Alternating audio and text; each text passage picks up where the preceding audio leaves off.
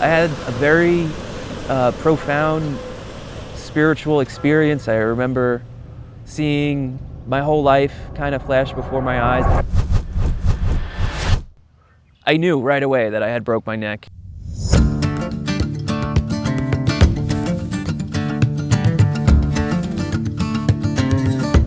Before I broke my neck, I was a pretty happy guy. Yeah, me and Matt, we were just outside kids.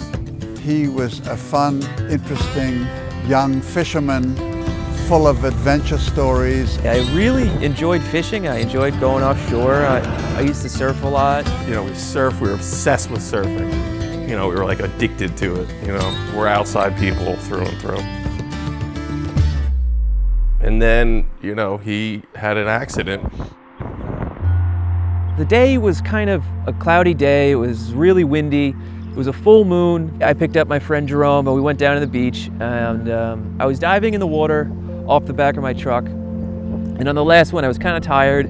I wasn't really thinking, and I dove too shallow and I hit my head and broke my neck. I just got a phone call and it was like, we just heard, your brother's really hurt. I was like, Vic, we gotta go. I think we have to go to the hospital. Matt was airlifted. Water in April is super clear, so I could see all the way to the bottom, and I could see like the sand passing by and the rocks, and I had floated to the surface, and my whole life kind of flashed before my eyes.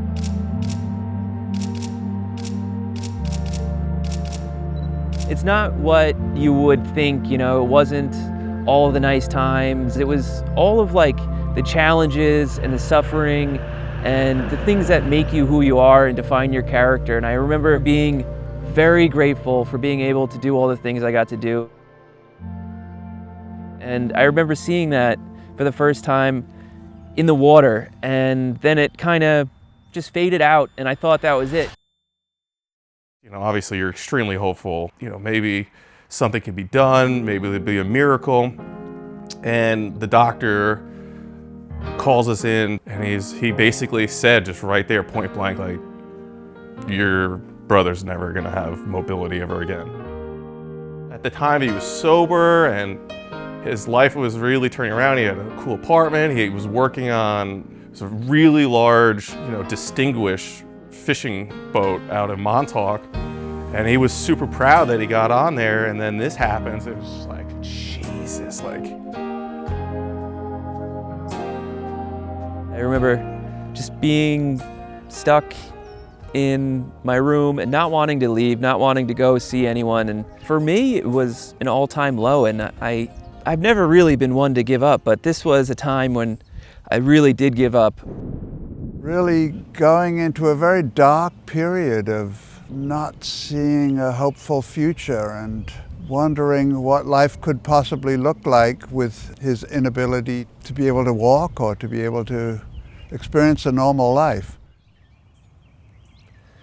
There's no more spearfishing, there's no more living on your own, doing what you want, getting in your truck, driving down to the beach.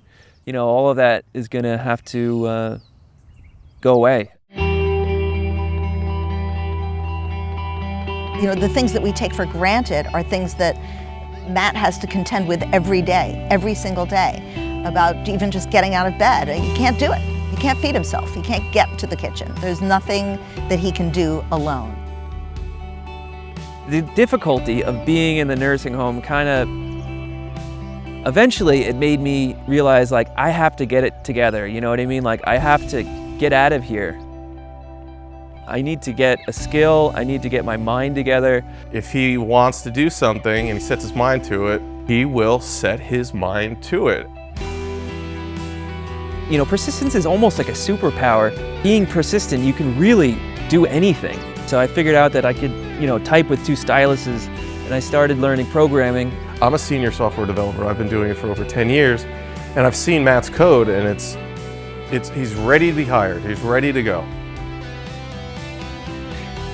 Despite the fact that I'm a quadriplegic, I'm pretty happy. I like the fact that I can use my struggles and challenges and use them to help other people. He's contagious, if it could be. His optimism is really contagious. I mean, wherever Matt goes, it's kind of like a hub. He's right in the center. You go, you push your way to the middle, and it'll be Matt right there.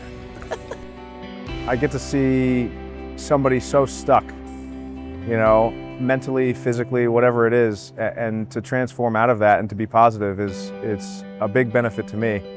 I really love the fact that despite whatever is happening in my life, I can put that on the back burner and focus on how I can help other people. And, you know, that's really beautiful for me. When he was in Hampton Bays, he was the pillar of Hampton Bays. He'd be driving around, you'd see him ripping around on his wheelchair, people honk, say hi, he'd have conversations. John! It's been a while, yeah. Been a while, yeah. This guy's in the book.